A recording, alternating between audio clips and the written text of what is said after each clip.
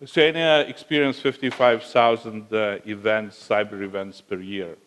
So this is a number of events that we handle either automatically or through also intervention of our specialists. It's increasing steadily for almost 10% every year. European Union records like around 4,000 incidents each and every year. Well, much more important, I would say, is this slide that shows what the targets are mostly interesting to our adversaries in our state sector or critical infrastructure. And as we see it, the energy sector, law enforcement sector, foreign affairs sector, they lead the way. And it kind of shows how the adversary sees the attack vector. So disrupt electricity that we've seen already in many countries, affect law enforcement sectors, so they would not be able to communicate between themselves effectively, prevent us to communicating with foreign partners, make a disruption in finance sector, and so you have a perfect storm for the major cyber event in the country. So just to illustrate what kind of threats now emerging, I can quote two issues. One, for example, was the information attack directed against our Minister of National Defense. That was the beginning of last year. The adversary infected the networks of one of our main news and TV companies. They lay dormant for almost a few months, and then they placed the fake news on the website about the Minister of National Defense. It was just for about 10 minutes. And as it showed later, that was not the main target, the main vector. But they were also infecting the mail servers of the same organization. And so a lot of high officials within the Lithuanian government received an email, which was kind of sent from legitimate source, saying that this is a sensational news about the Minister of National Defense, so check it out. And if they press the link, so there is a malware on the other side waiting for them. Luckily, most of them, they opened this news on the phones, and the virus was basically constructed for the computer systems. So it didn't have a major effect. The other one that we also witnessed is Yandex taxi program that our National Cybersecurity Center did a research on, and we found out that it sends number of unidentified information to the Russian servers, and also has access to a lot of sensitive data on the phones. And I would say it's not the cyber aspect that for me is the most important, but basically by getting information of the people who's using that app, knowing that the index is closely connected to the Russian government, we basically have a base within the country of people that can be susceptible to information attack. You can, through the app, you can send them SMS or some message trying to influence, for example, during the election time. So knowing all that, and knowing, as Mr. Sakov told, that the action, the time for action is past due, so what we did on national and international level to address that. So first step that we took in the beginning of 2017 is to develop a plan. How can we organizationally, what steps we need to be taken to create a robust cybersecurity system within Lithuania. So first, we incorporated the backbone state network operator into the Ministry of National Defense system. Then we consolidated all the cybersecurity roles that were distributed among few agencies under the one umbrella of Ministry of National Defense. And since the beginning of last year, 2018, the Ministry of National Defense is the only institution that's responsible for cyber defense. Well, the other two, the State Data Protectorate, responsible for private data, and the Cyber Police that is responsible for addressing cyber crimes. The next step was to implement the NIS directive, to create also Lithuanian cybersecurity strategy as a way ahead how we're gonna reach our objectives. So to further strengthen the cybersecurity legal framework. And as the last step is to create autonomous, secure network of the main state institutions that are crucial for the functioning of the state. So three main objectives is a very strong national cybersecurity center, a secure network, and unified security requirements that can be used both for the governmental organization and for business. So this is how our National Cybersecurity Center, it kind of has its three tiers. The main, and on the top is the CERT, that consists of the biggest part of the National Cybersecurity Center, the people who handle incidents. Then we have a compliance authority that monitors how the organizational technical requirements that we formulate, how are they complied within the state and critical infrastructure system.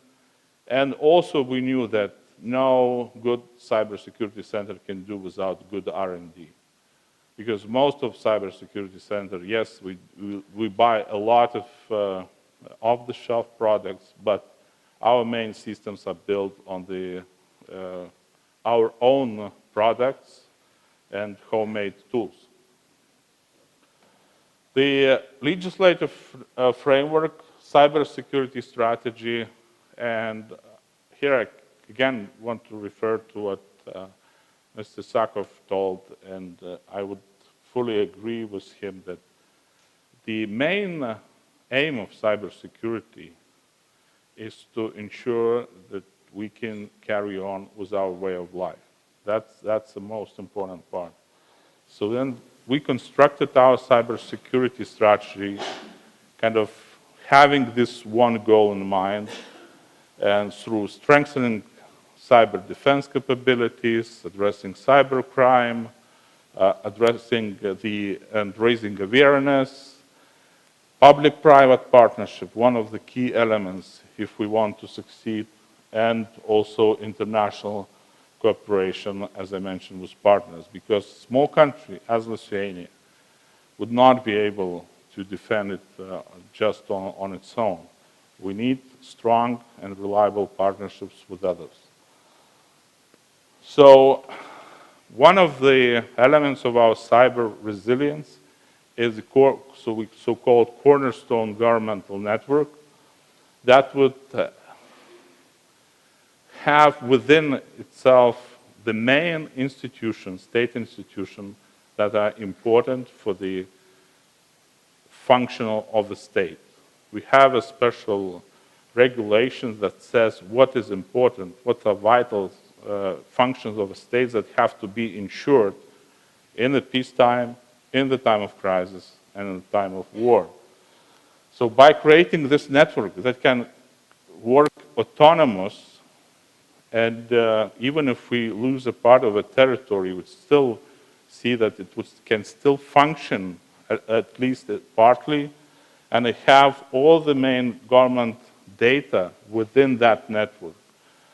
So we think that we would be able to address a lot of cybersecurity issues by consolidating it and taking care, I mean, within one or two organizations, and not just transferring the responsibility for each and every head of these institutions.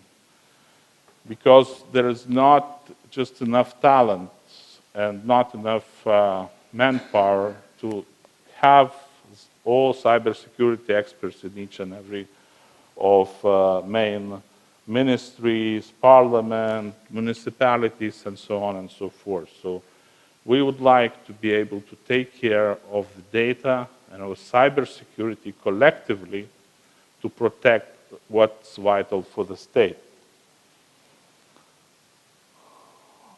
Well, now I want to move to the partnership part, and by partnership, I mean both internally within the country and with international partners.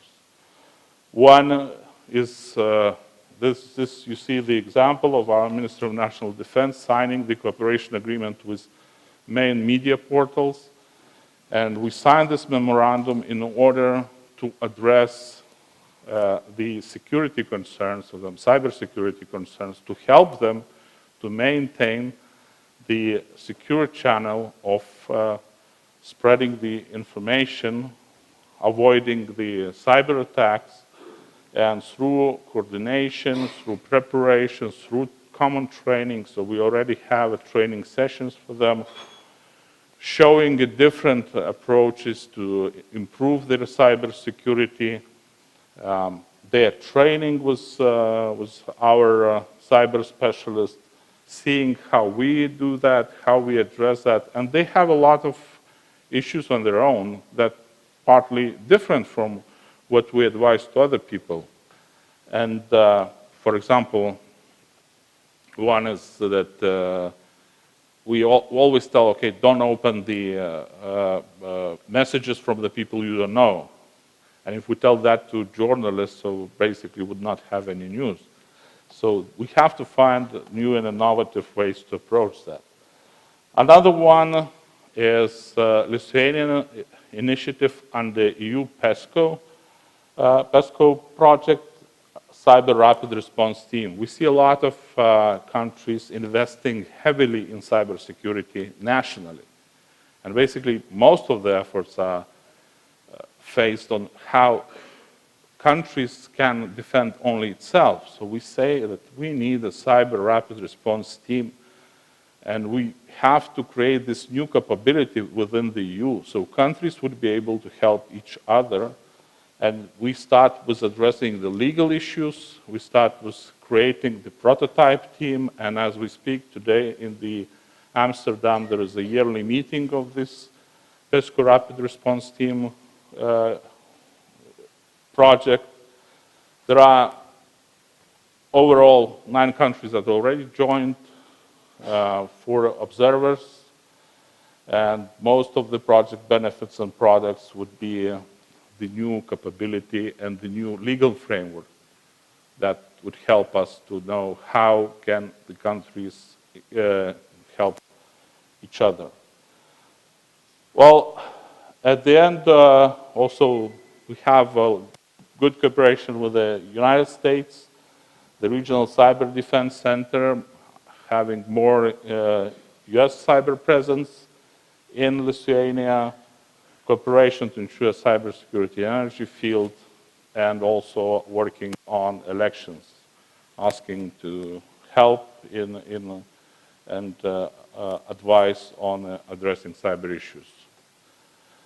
Well, and this slide is basically, I want to show that a lot of commitment and a lot of effort usually pays off. And it doesn't show that Lithuania is the most secure country in the world. This index is National Cybersecurity Index is from e-Governance Institute in Estonia. But it shows that we are able to commit ourselves in prevention and preventing cyber threats and managing cyber incidents and creating the very robust legal system so we can move forward. So this is in a nutshell, what we have done in Lithuania, and I would be happy then to discuss later on within the session. Thank you.